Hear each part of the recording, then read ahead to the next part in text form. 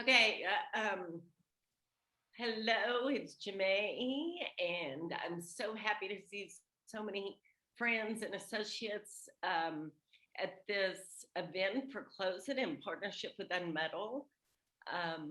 For those that don't know about Close It, it's been running in a distributed fashion with my partner, Kevin Clark. We've been running Close It for 7 months, and it's turned into this amazing community of leaders across the country and globe for workforce. Close It will be held October 19th to 21st in Santa Fe, New Mexico as a celebration. And it's a statewide New Mexico event for the future of working and learning. So it's kind of like this big tent to bring everybody together, October 19th to 21st. So without further ado, I'm honored to work with Julian Halstead, Perminder Gisal, Erica Barrero, and others that are part of the UNMUDL team. So I'm going to turn it over to you all. Thank you for being part of this. Thank you so much, Jemay, and welcome to everyone. Okay, I'm going to just get our PowerPoint working here. Actually, I'm going to share my screen and get our PowerPoint working here.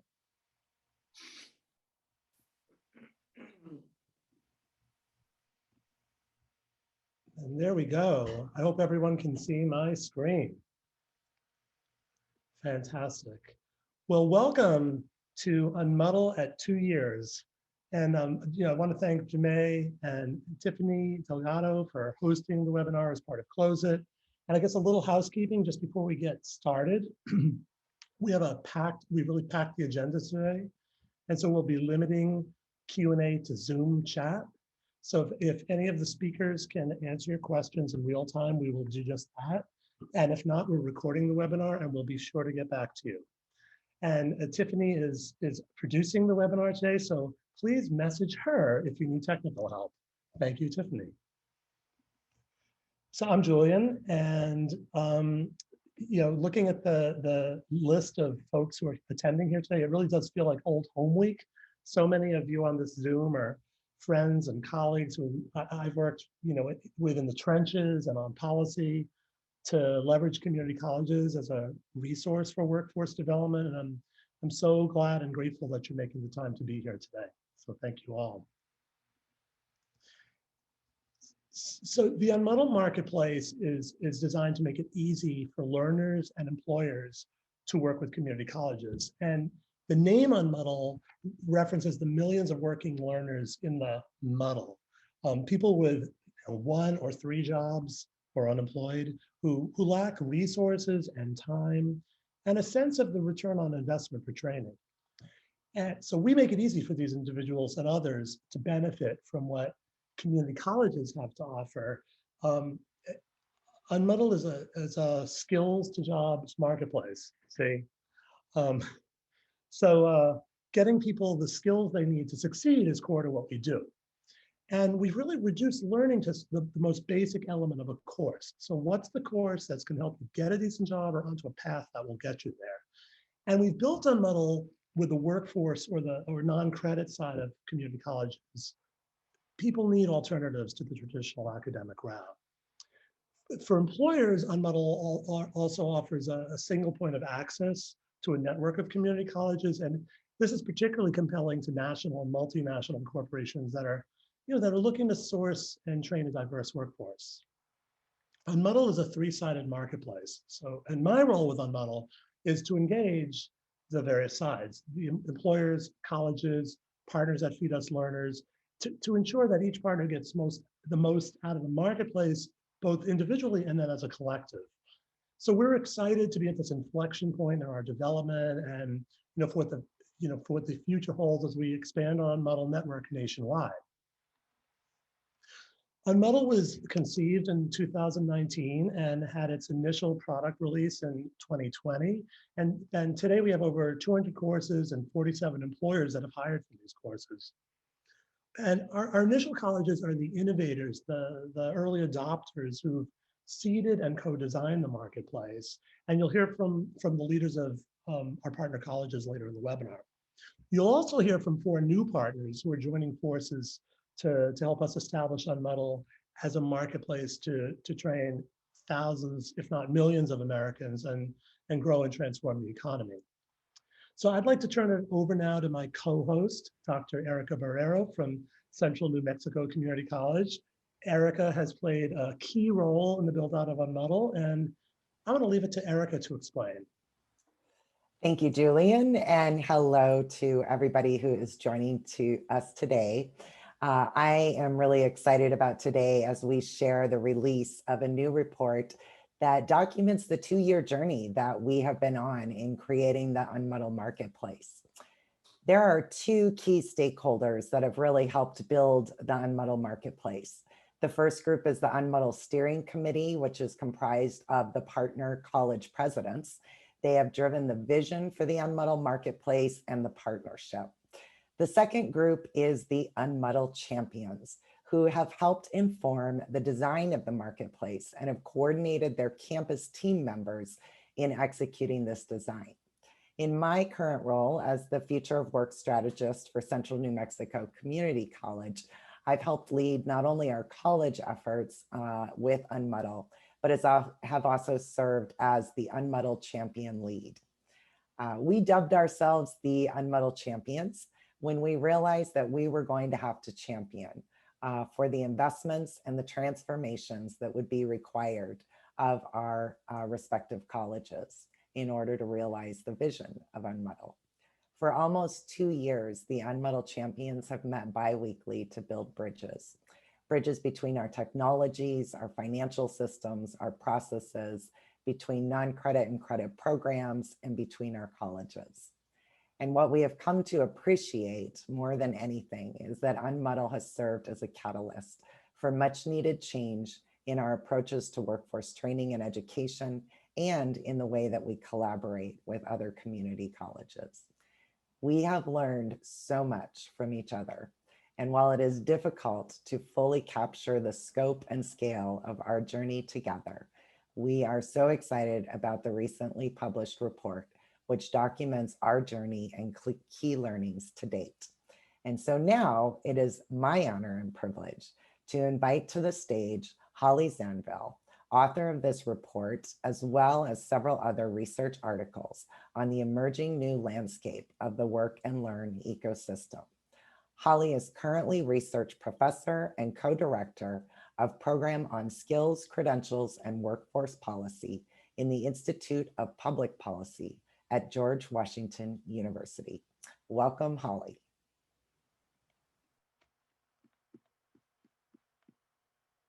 Oh, you're muted, Holly.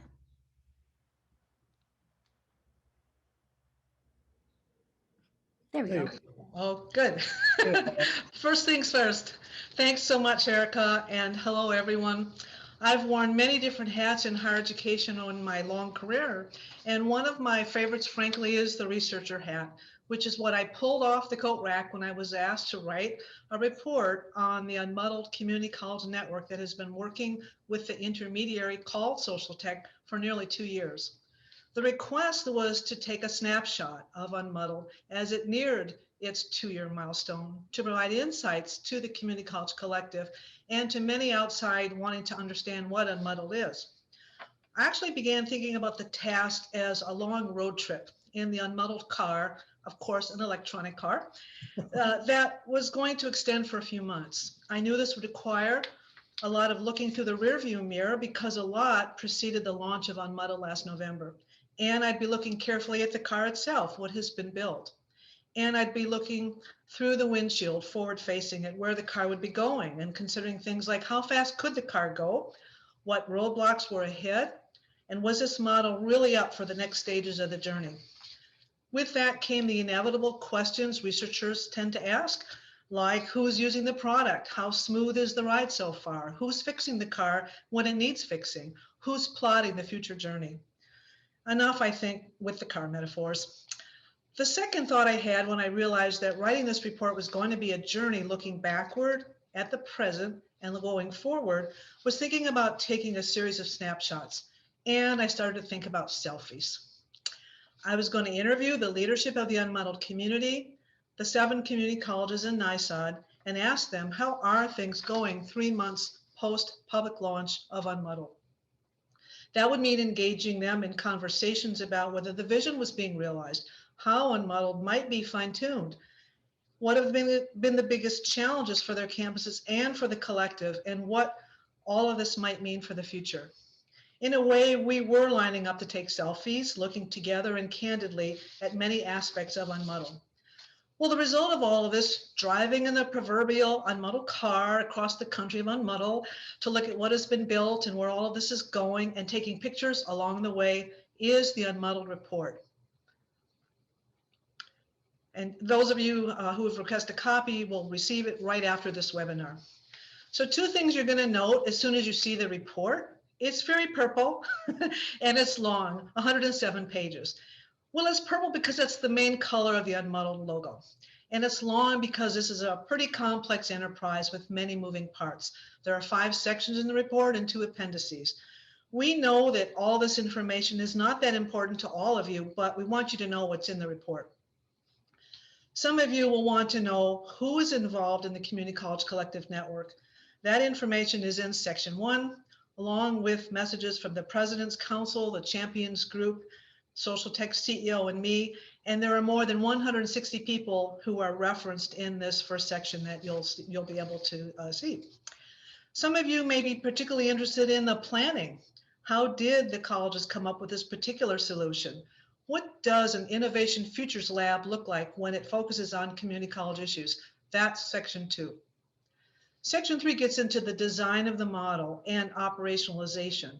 Colleges that want to consider joining UNMUDL in the future will need to understand the model, especially the 19 common principles and perspectives of operating UNMUDL that the founding colleges have come up with, and their good neighbor policy to trust one another in putting quality courses up at the UNMUDL marketplace, and to commit to counting toward a credential courses that are taken by learners at any of the colleges in the collective. Section 4 then gets into issues, the many issues the colleges face. Many, probably most of you who are joining us today know the issues well around non-credit and credit siloing and the often negative results of that. Revenue and policy models that do not support non-credit coursework in most states. Problems providing adequate wraparound services for non-credit students because too often non-credit students are treated differently than for-credit students, and growing competition among education providers in the marketplace.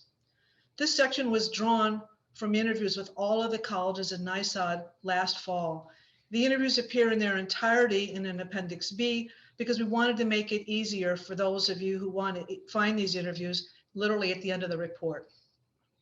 Section 4 then is presented in themes, lots of them. Wish there were not so many difficult, troublesome issues, but that is a reality that colleges struggle with. For those of you who are not as familiar with the issues, read some of these and see how the community college leaders talk about them in their own words.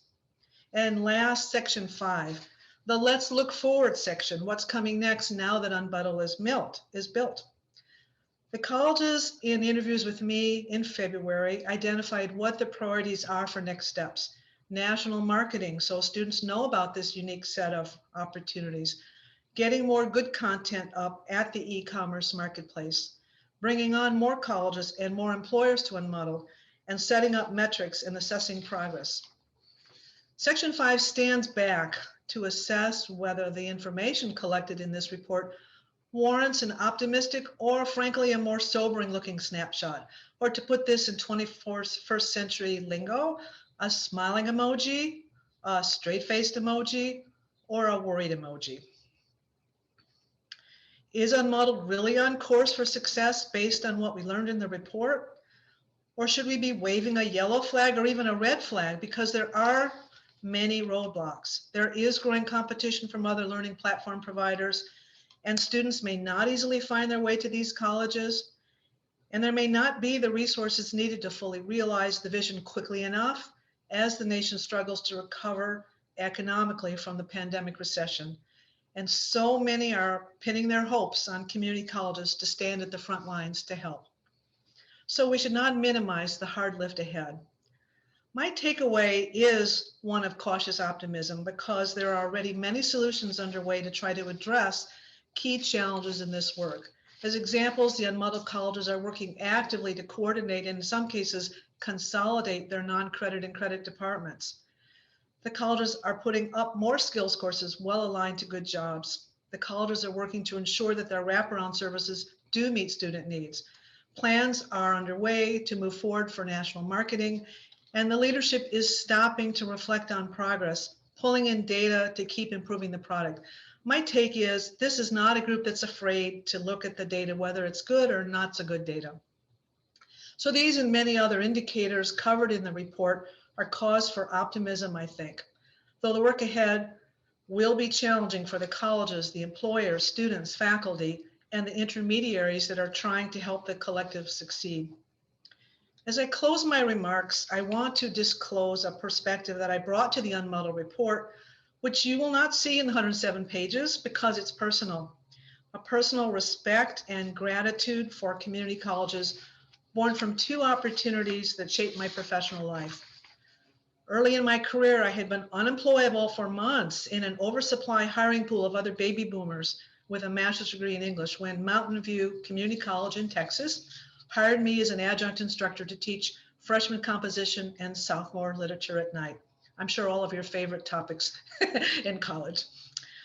The community college gave me the opportunity to teach, which is what I thought I wanted to do full-time for a career. Those experiences helped me to see that I did not really want to teach full-time literature, and they provided me the opportunity, more importantly, to see the challenges of students coming to the community colleges up close and personal.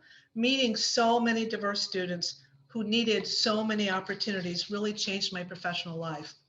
5 years later, I was halfway through my PhD dissertation at the University of Minnesota. My fellowship had ended and it was time to get back to work. My advisors told me to look for work in a smaller venue because no place in Minneapolis, St. Paul, they said, would hire a woman for an administrative position. So I found my way to Kirkwood Community College in Iowa in the final interview of the day with the president. He took a cursory look at my resume, threw the pages into the air, and waited for the papers to float down to his desk. Then he leaned forward to challenge me with one question. What makes you think you can relate to my students and to my faculty? It actually was a fine question, I thought. In an instant, I knew that the University Career Center, which had instructed me to remove all the non-professional jobs I had had working my way through school and life, was wrong. I had removed an essential part of my journey, the parts of my journey that some people would value, even if the university did not. So I told him about the 20 jobs that had been removed from my resume, told him I believed I could relate to his students and his faculty and why. And then he extended his hand and said, "You're hired." It was my first administrative job, department head of their grants office. So in full disclosure, community colleges are in my history in an important way. They gave me opportunities when others would not. I believe this is true for so many people. This is the culture of community colleges, a culture of opportunity. So when I was writing the UNMUDL report, I was looking through my own rearview mirror, trying not to let my values impact this series of snapshots to capture UNMUDL's progress. I'll be happy to answer questions about the report for any of you who want to contact me in the future. But right now, I'm looking forward to Paul Faines asking his questions of the UNMUDL leaders on today's panel. So Erica, it's back to you. Thank you so much, Holly. Thank you for your incredible work on this report and also for sharing your personal journey with community college. I am very pleased to be able to welcome Paul Fain to our virtual stage to host the next portion of our webinar. Paul is a veteran higher education journalist and analyst who focuses on the connections between education and the American workforce. He worked for many years with Inside Higher Education and is now editing The Job, a new publication of Open Campus. Welcome to the stage, Paul. Thanks, Erica, and thanks everybody for having me. I'm excited to be here. I've already written about UNMUDL because I think it's a model to watch. I think the skills to jobs marketplace is an idea that just makes sense. It's an impressive group of community college partners. We're going to be hearing from them in just a second. And I really like the idea of transcending geography as the nation works toward an unprecedented and hopefully inclusive economic recovery. So without further ado, we have a lot of folks to get to here. So I'm going to jump right into it.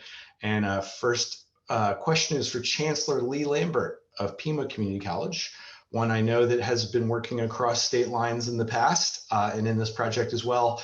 Chancellor Lambert, just in terms of the role community colleges play in workforce development, what made sense to you about this partnership? Why did you jump on it? Well, good morning, everybody, or afternoon, depending on your time zone. And thanks for the question, Paul. So at Pima Community College, we've been focused on three interlocking questions. So where's the puck going? What story is the data and evidence telling us? And what problem are we trying to solve? So when Parminder approached me with this concept, it was not too difficult to say, okay, I love it. You know, it's a blank sheet. How do we put together a solution that leverages the technology and serves the tens of millions of working learners and learning workers that are not being served, especially those who have some college, no degree, or in low wage, dead end types of opportunities. So developing a skills to jobs marketplace made a lot of sense, overlaying the technology and then being able to create true micro pathways, create more of these shorter term opportunities, and also to work with like-minded colleges who really want to solve the problems for our learners, because that's what's going to happen for us to get our country back on track. So I'm so excited to be part of this and be glad to talk more into the future. I know I only have 2 minutes, so I'll stop there. Thank you for the question. Thanks, Chancellor Lambert. I appreciate it. Next, I'm going to turn to Tracy Hartzler, President of Central New Mexico Community College and the Chair-elect of UNMUDL's President's Council. So President Hartzler, how is skills-based education part of the community college role now, and where do you see that going in the future? Sure. Well, thanks for the question. And I certainly appreciate hearing from my colleagues and so many of the folks in the chat. You know, skills-based education is just part of the core of community colleges. So we've always been doing this in different ways. And skills-based education is really about taking knowledge and making it applied. Again, we've been doing it across our history, and it's core of who we are. And it's the way that students get to speak to employers and be able to show what they know. We know that today, we know that employers are looking at not only degrees and certificates, but skills, and they demand competencies. And we know that our students, who are mostly part-time students, they demand of us skills not only at the end of their certificate or degree or training program, but at the time that they earn that module or complete that module or course. So our current role of looking at skills-based education, I would say, is evolving, certainly based on technology and the needs both of our students and employers. And so what I find incredibly exciting about UNMUDL and our partners here is that we're able to take our skills-based programs, we're able to really divide them up into competencies where adult learners and mostly working learners are able to look and make direct links between what they learn or what they expect to learn and what employers want to seek. So I think what's really important about UNMUDL allowing us to build on the strong programming, not only at CNM, but all of our partners, to be able to connect with learners, to be able to connect with national employers, and to be able to I'd say, help students better describe what those competencies are. So when you ask what our role is as going into the future, I think it's about connections. It's about students and employers connecting using community colleges as a reputable provider of education and training with strong history, strong roots in community, strong supports for students to help them overcome any barriers that they're encountering to, again, meet those employer needs. And employers can quickly validate through our programs. And it doesn't matter if you're going to Pima or San Juan or CNM or San Diego, we can all work together. And that's, I think, what's expected of us in this national, in our current setting, to be able to show how skills can translate across boundaries, as you noted, into this new, and help our students reach into these new markets and really develop skills. So that's a little bit about, I think, where we've been, but certainly where we're going. And this is a great example of that. Thanks for that, President Hertzler. Really appreciate it. We're moving fast here. I'm turning to Tony Pendergrass, president of San Juan College. One of the most rural, if not the most rural, of the unmuddled colleges. It's in New Mexico, and one that serves a largely Native American population. How do you see participation on Unmuddled addressing the equity agenda of two-year colleges in the nation? Thank you. At San Juan College, we are proud that we are a majority minority serving institution. UNMUDL allows us to provide adult learners with a wealth of options that are in demand by employers in the national marketplace. And these are things that we could not offer individually. We all know this, but the best pathway out of poverty is a well-paying job. The overarching goal of UNMUDL is to connect learners to good jobs quickly. For example, there are several courses on UNMUDL that enable learners to be hired or promoted just after 1 or 2 courses. And this helps us to collectively strive to increase economic mobility for all of our learners. We know that as a result of the pandemic, remote working will have a much larger presence in our society, and it will enable individuals who live in rural areas to have more options for employment. Community colleges are perfectly poised for UNMUDL because we offer all of the wraparound services and support that many of our learners need, such as affordable courses, free online tutoring, and access to resource centers, childcare, and career placement services. Thanks for that. You know, this is an important project when you get this many impressive community college leaders together. It's exciting for me. I'm going to turn now to Stephen R. Gonzalez, the interim chancellor of the Maricopa Community College District. So going from rural to urban here. How does UNMUDL help you compete in the non-credit training space? As Julian mentioned, non-credit an opening here. And how does that link to the new bachelor's program that Maricopa offers?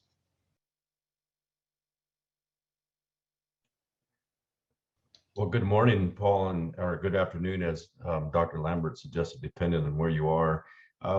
So first, I'm serving as interim chancellor of Maricopa Community College District and serving as president of Gateway Community College, one of the 10 in the system. We made the decision to join UNMUDL early on and serve as one of the founding colleges. And so we're really proud of the opportunity to do that. Specifically for non-credit training space, this gives us the opportunity to really, I would say, to expand our ability to do this across a wide scale.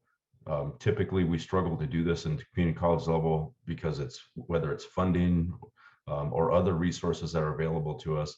And in this space, it allows us to take some of our programs and to put them on a scale that we have a difficult time achieving. So we're really happy to be in this space to provide that entry-level training and CEUs as working learners advance in their careers. The other place that this gives us an opportunity is it gives us a chance to innovate. It gives us a chance to experiment. We can put courses and programs into UNMUDL to test their viability. So it serves as a model for us to test whether it's feasible for us to bring this perhaps in a face-to-face environment or to expand it, across our own internal ways of offering these programs. And as far as the new bachelor's degrees go, in case everybody on here didn't know this, but last week our governor signed a bill that allowed community colleges in the state of Arizona to begin to offer the 4-year baccalaureate degree. And so I would say it's a little early for me personally to say how UNMUDL might help us in this space. I think there's always the possibility for that, but I think it'd be premature in speaking to how that might work. But I would just say I'm really excited that we have one more avenue, one more point of access for our students. And UNMUDL is certainly a tool that can help us in that space achieve what this law is allowing us to do. So thank you again, and I'm honored to be here with my colleagues this morning. Thanks, Chancellor Gonzalez. Appreciate it. As President Pendergrass mentioned, a lot of workers looking to get skilled up quickly with short courses and programs. And I'm going to turn to Kevin Drum, president of SUNY Broome, to talk a little bit about that issue. President Drum, why is focusing on short-term workforce upgrades, workforce training, certifications, and micro credentials important right now in this moment? Well, particularly in this moment, Paul, as we look at a post-COVID future, whatever that's really going to look like, I think certainly people who have been out of the workforce are going to look to get back into the workforce, as quickly as they can, at least hopefully. And certainly when the stimulus runs out, and that will happen, and who knows what impact the stimulus is having. And I think the higher education world, actually, if you look at what some of the prognosticators have put out there, even before COVID, is that like my own son, is looking at college now, going to work, college later, because he just wants to get out into the workforce, and there's plenty of opportunity for him right now. And from a community college perspective, as you all probably know, when the economy booms, it tends to have the reverse impact on community colleges.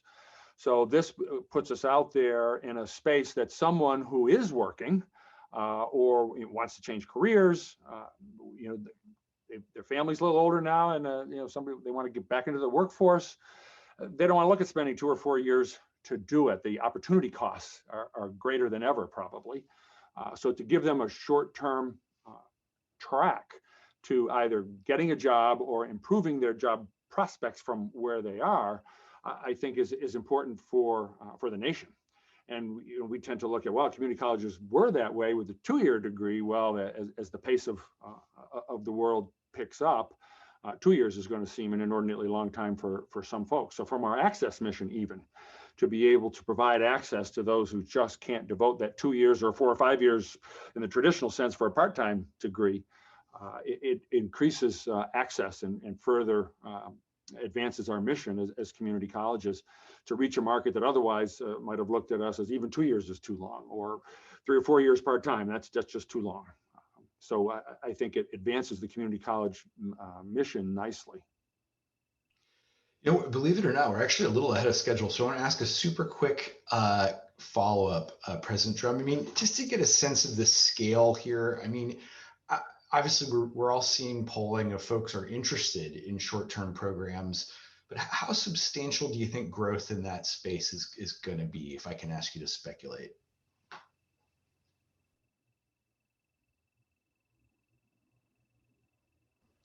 Do we still have President Trump? Yes. Oh, yeah. Oh, I'm sorry. I didn't realize you were directing him. I thought you were directing it at the panel. Oh, I'm sorry. Yeah, I just was doing a quick follow-up on the kind of the scope of the possibility for expansion in short-term. I think certainly from what we're seeing on our credit side right now, which is for here in the Northeast, we tend to be upside down. Our major market has been the traditional student, more in the old junior college model, especially in the Northeast with the whole university ethos here. But all of a sudden, we're seeing a major tick up in our interest from adult students, even for our traditional credit programs, just boom in 1 year. So that would portend that the demand for the short-term offerings will also, it's been going up. It's been a trend, for some time, and like so many trends that we've noticed in this COVID period, they're just being ramped up. They're being energized, or gas to the pedal as a result of COVID trends that were already there. So one would assume in this field as well, because it was already a growth area, that it's going to ramp up tremendously in the post-COVID era. Thanks for indulging that. Appreciate it. So we're going to bounce from New York State out to California for Chancellor Carlos Cortez, San Diego Community College District. Chancellor Cortez, how does UNMUDL advance the notion of multiple points of entry for students to junior colleges?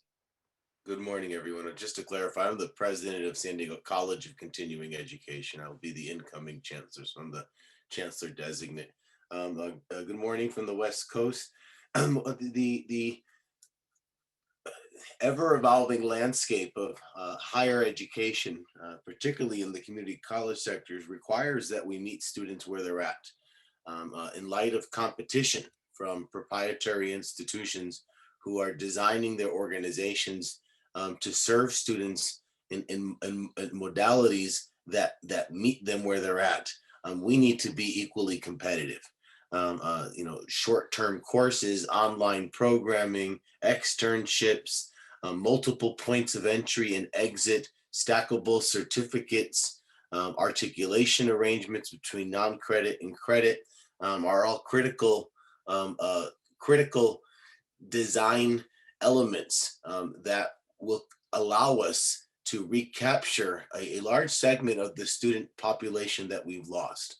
As the incoming chancellor, I, like myself, like most any educational administrators, challenged, particularly in light of the COVID closure, with declining enrollments.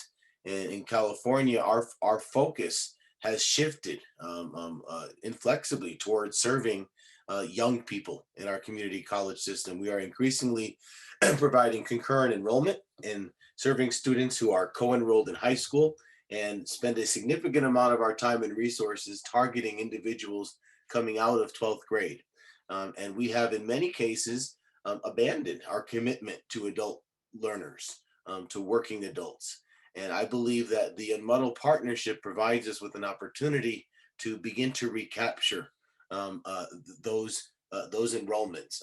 The reality is, in terms of our cost, in terms of our nonprofit status, in terms of our commitment to serving underserved populations, we should be the educational institution of choice of working adults. But unfortunately, we have over the years ceded more and more enrollment because students prefer what these proprietary institutions have to offer, and they are willing oftentimes to pay tens and tens of thousands of dollars a year in order to receive an educational experience that meets their needs and meets them where they're at, as opposed to the oftentimes not student-centered approach to instructional design that we take in public institutions.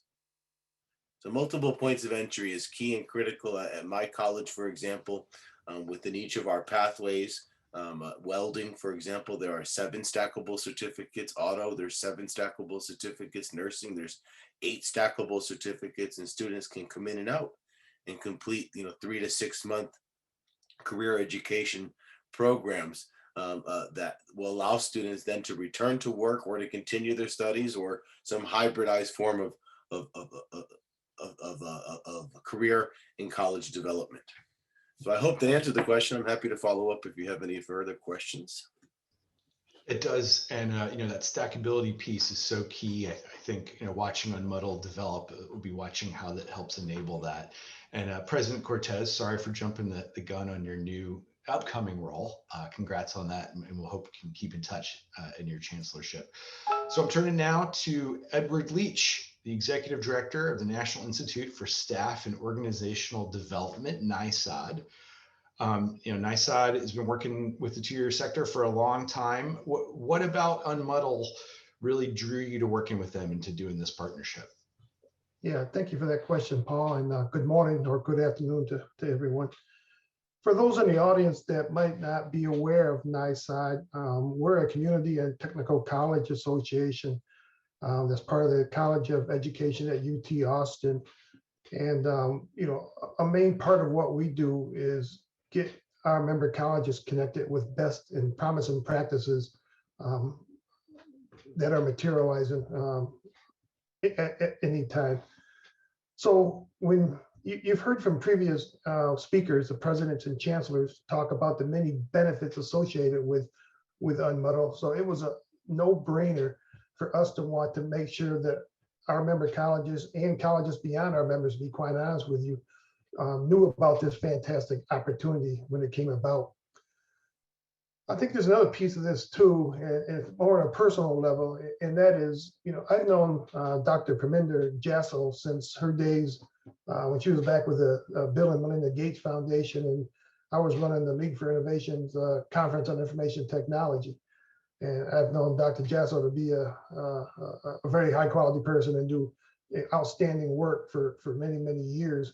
So when she came calling and asked if, I wanted to have NISI be a part of a project, my initial answer was absolutely. And then my next response was, what's the project? And then as I learned more and more about it, and all the things that you folks have heard about the benefits of UNMUDL, it was again a no-brainer for us to want to make sure that we could help UNMUDL get the word out about this wonderful opportunity for not only our member colleges but other colleges as well. Thanks for that, Edward. Really appreciate it. And thanks to all the presidents and chancellors. That's just a phenomenal group of community college leaders. And congrats to UNMUDL for bringing everyone together. Well, and thank you so much, Paul, and presidents and chancellors to be, and Ed. That was like I kept thinking that was like an engineering feat or something. First for you, Paul, as an interviewer who digs real deep, and for you, presidents and chancellors, and Ed, who can clearly carry this whole hour easily with a compelling keynote. I was just incredible. Covered a lot of ground, so appreciate your doing that, all of you. And so now it's time for our new partners to say a few words. And if we had more time to plan this, we could have had you like burst through virtual backgrounds, like this one or something. But then I thought, well, if we tried that, maybe someone would fall on their computer and it could be some sort of a hazard. So as I said earlier, UNMUDL is a three-sided marketplace, and so the partners joining forces with us today represent different sides. And so it's my great pleasure to pass it off to UNMUDL founder and CEO and my partner in crime, Parminder Jassal, to introduce our first partner. Parminder. Thank you, Julian, and thanks everyone for coming today and joining us.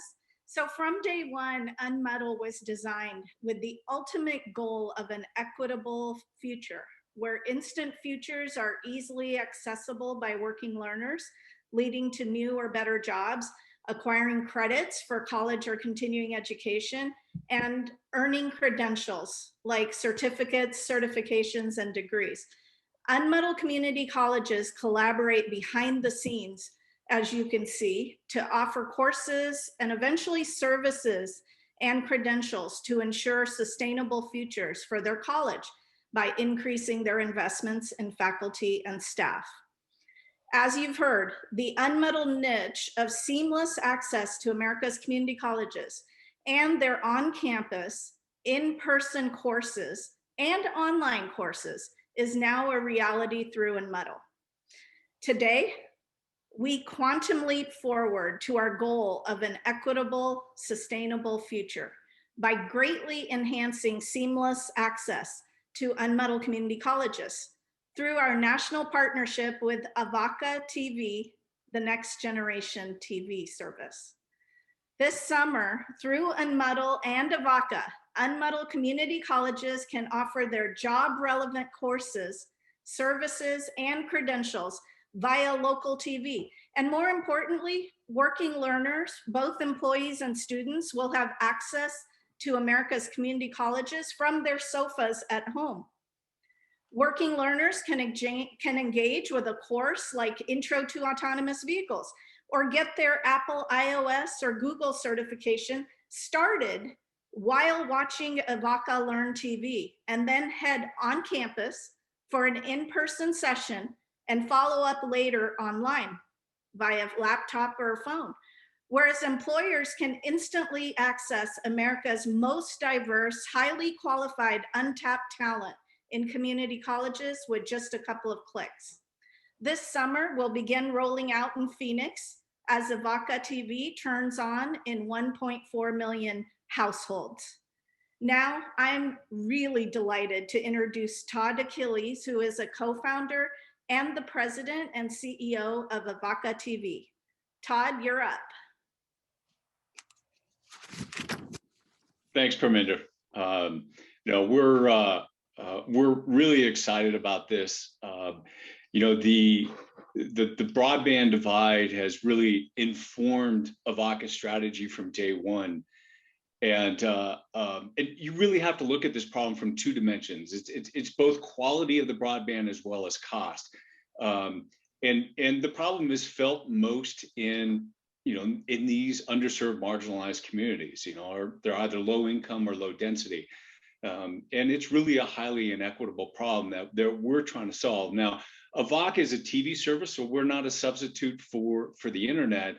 But the idea is using this new next-gen TV technology to be able to provide a complement or a supplement to what's out there. And it really is the most efficient way to deliver video. So, we've got 2 TV stations in Phoenix now. Those reach about 80% of the market. So we can reach, as Parminder said, 1.4 million homes. And that's just this massive footprint to be able to deliver video. And our core service may be, as a pay TV service, but we've carved out purposefully to sort of meet our needs in the public interest, a set of free services that will deliver over the air that's under the Avoca Learn umbrella, and then specifically the channel that we'll be doing with UNMUDL that we're calling Path, which is targeted to adult learners. And again, the potential here, as Parminder laid out, is just super exciting. It can be where people start and first learn about courses available in the local community colleges. It could be where they come to watch other lectures after in person. It could be a complement to what's done online. But it's really, you sort of think about this triad as just opening up the maximum numbers of possibilities here about where people go and how they learn and where they access the content. And I think one of the realities, unfortunately, is unemployed Americans watch twice as much TV as employed Americans. And I think going back to President Cortez's point, we got to meet them where they're at. And TV is a complement or a supplement to these other mechanisms here. And this is why we're so excited about doing this collaboration with UNMUDL in Phoenix, and then expanding that to Idaho, where we currently operate, and other markets that we're launching later this year. Oh, thank you so much, Todd. It's just amazing. I mean, we're so thrilled to be partnering with Avoca, and I keep thinking next gen TV meets next gen workforce development. It's pretty cool. And it really is about bringing learning to where people are. I mean, that's what so much of what the community college infrastructure that we're talking with today is all about. So really looking forward to it. So now is in our whirlwind tour, I'm going to shift gears and introduce Charles Haichu, who's executive director of the Higher Opportunity Coalition. I talked about the triangle, and so Charles actually covers 2 sides of it. With Higher Opportunity Coalition, a coalition of pretty formidable employers and amazing community partners that can help support and feed us with learners. So Charles, without further ado, why are you here? Thank you, Julian. Pleasure to be here, and can't wait to get started with our UNMUDL partnership, which we hope to implement soon. I represent the Higher Opportunity Coalition, which is a group of employers, mostly Fortune 100, that are committed to hiring, retaining, and advancing opportunity youth, those 16 to 24-year-olds who are both out of work and out of school, literally disconnected by definition. So you may know our organization by its former name, which was 100,000 Opportunities Initiative, that was founded by Howard Schultz, then CEO of Starbucks, back in 2015, when he was having a heck of a time with his entry-level pipeline. Not only did he have many entry-level jobs going unfulfilled every year, but he also realized the pipeline didn't reflect the diversity of his evolving marketplace. So he leaned into this issue with his CSR team and said, hey, let's really prioritize hiring these young people. And then he did some research and said his own challenge was shared by many of his fellow corporate leaders. And so he invited, over the course of a couple of years, about 50 major corporations, mostly retail, hospitality, and restaurant, to join him. So here's what they found over the first 5 years of operation, as reported by Burning Glass Technologies. Those 50 companies were responsible for hiring 250,000 opportunity youth, as best estimated by Burning Glass. And those companies that were part of our coalition hired at the entry level at 50% higher than the non-coalition companies.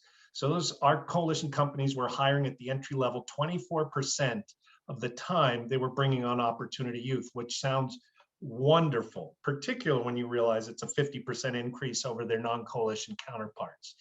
What both did not do well was retain or advance those young people. The retention rate was basically 50-50 shot for both coalition companies and non-coalition companies alike. So when I came on board, I realized, that's the gauntlet that was thrown down. How do we help these companies retain and advance young people? And then with the pandemic, obviously the numbers just ballooned. We went from 4.5 million opportunity youth to 9 million between last March and last July. So that represents 1 out of 4 young people in that cohort, that 16 to 24 cohort. So the good news is we're recovering.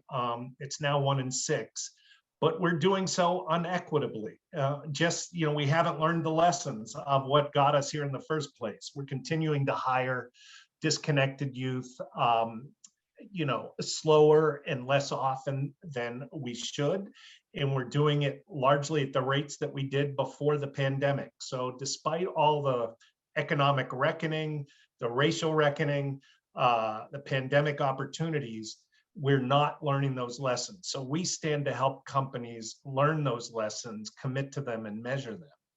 When I came on to Higher Opportunity Coalition, I realized I always look for the anchors of evidence, and the anchors of evidence were clearly out there. And it said to me loudly and clearly, we need to source opportunity youth more systematically. So we've developed a searchable database by zip code that helps us do that.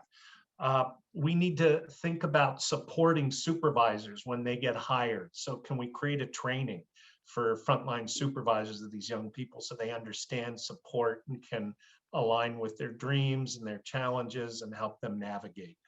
2, can we give those young people mentors while they're on the job so they learn how to navigate the corporate culture that they may be facing for the first time? And then 4, and this is where UNMUDL comes in, if you're going to retain a young person who's traditionally been disconnected, you've got to show them that you care about them and you're invested in them. And one of the primary ways to do that is to help them select a pathway and a set of trainings that is going to move them toward a gateway position that will avail themselves to a middle class opportunity, a family earning wage. So that's our goal with UNMUDL. We're hoping in the next year to launch a major 5-city, 5 flagship company effort whereby 1,500 kids across the country get not only sourced by us, but a trained sensitive supervisor, mentors trained and supported at the corporations, and then a training, credential, a pathway administered, supported, and brokered by UNMUDL that helps that young person stay there, care about, dedicate to their workplace, and ideally advance within it. So we have several corporations very interested in playing the flagship role. We've got 5 cities very interested in playing, and we've got several foundations interested in exploring how to support this. So I just want to thank Julian, Parminder, for this phenomenal platform because it meets us exactly where our kids live. So thank you very much. Thanks so much, Charles. Great. I love the way you lay it all out, and it's exciting. We had a conversation yesterday with some of the colleges about the work, and folks were like, yeah, but we're not focused on opportunity youth, it's adults. But you know what? Once they're in the job, these people are the same people the rest of the college is serving, as far as I can tell, having just come from the workforce side of a college. So, the supports and the thought and on both the corporate side and the student support side are really massive, and I know will really help to bolster and feed us. So thank you. So, all right, we're moving right along. Oh yes, we've got to move right along. Our next partner to announce is Cherie Phipps, who directs the Retail Management Certificate for the Western Association of Food Chains. Cherie, I guess, yeah, you're our first association partner. Obviously, employers working with you. You've done amazing work building the certificate. You have a relationship with a number of colleges, including CNM, represented by Erica and President Hartzler, but would love to hear your a little bit about the association, the certificate, and why you're here today. All right, thank you. It's really exciting to follow Charles because we want to hire the people he's interested in supporting. I represent the Western Association of Food Chains. It's a nonprofit association that serves employers across the US with a pure mission to advance our industry through education and leadership. And so for many years, we've been using a program called the Retail Management Certificate Program to upskill our entire workforce and to move people into manager and leader level jobs. So that's exactly the kind of pathway that somebody Charles wants to bring into an industry like ours could see it for their future. So, but since our inception, using the Retail Management Certificate, we've always delivered it. It's an 8 full course community college program, and we've always delivered it on the credit side. One of the most innovative community college partners for us is Central New Mexico Community College, who offers our 8-course retail management certificate, both in a traditional time-based format and also in a pure competency-based format. And we're really excited to now be partnering with UNMUDL.